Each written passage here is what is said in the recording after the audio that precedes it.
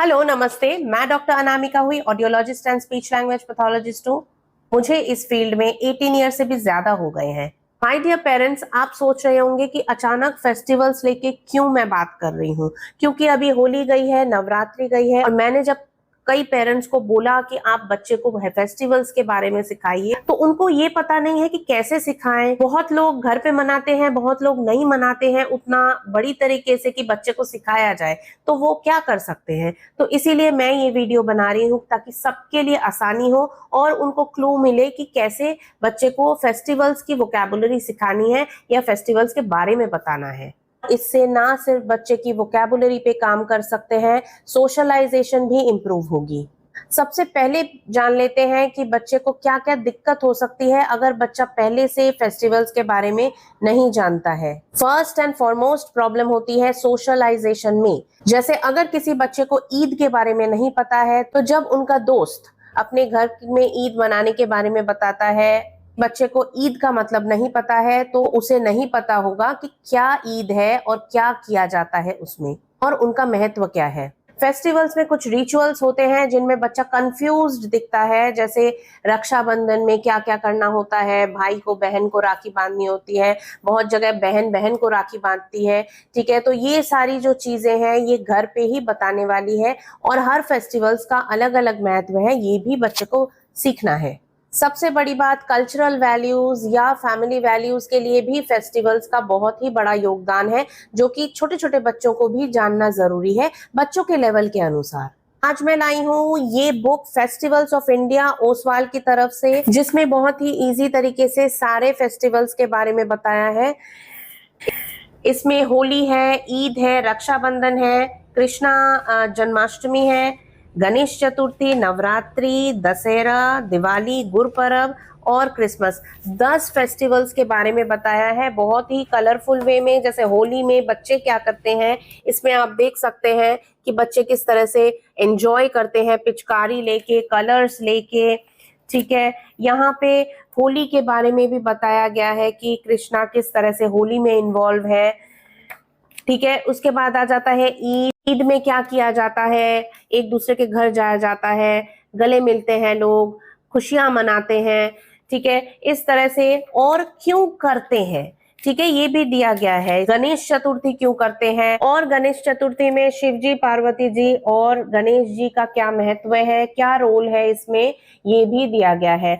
तो हर फेस्टिवल्स के बारे में तो दिया ही गया है और उनके पीछे जो रीजन है, क्यों मनाया जाता है, क्यों हमारे कल्चर में है, ठीक है, वो भी दिया गया है और कैसे मनाते हैं वो भी दिया गया है। बच्चा अगर रीडिंग कर पाता है तो उनको रीडिंग के लिए एनकरेज कीजिए। 2 चीजें हम लॉर्ड गणेशा के जीवन से सीखते हैं। Never panic, use your intelligence and wit in difficult situations. आपको डरना नहीं है और हर मुश्किल सिचुएशन को अपने इंटेलिजेंस से सॉल्व करना है।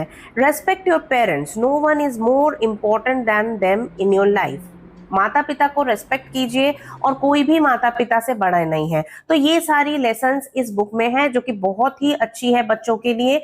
मॉरल ऑफ द स्टोरी भी बन जाएगी, बच्चा स्टोरी भी रीड करने लगेगा और बच्चे को जो फेस्टिवल्स है वो उनके बारे में भी पता चलेगी। तो मैं इसका लिंक डिस्क्रिप्शन बॉक्स में दूंगी, आप जरूर चेकआउट कीजिए।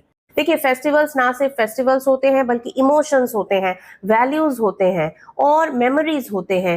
ठीक है, तो इन सब के बारे में बच्चों से बात कीजिए, बच्चों को इन्वॉल्व कीजिए और बच्चे की भी फिर वोकैबुलरी बढ़ेगी, बच्चा भी बात करना चाहेगा। तो जब बच्चों को अलग अलग त्योहारों के बारे में पता होता है तो वो सोशल गैदरिंग में डरते नहीं है और उनको टॉपिक ढूंढने में आसानी होती है कि किस टॉपिक पे बात किया जाए।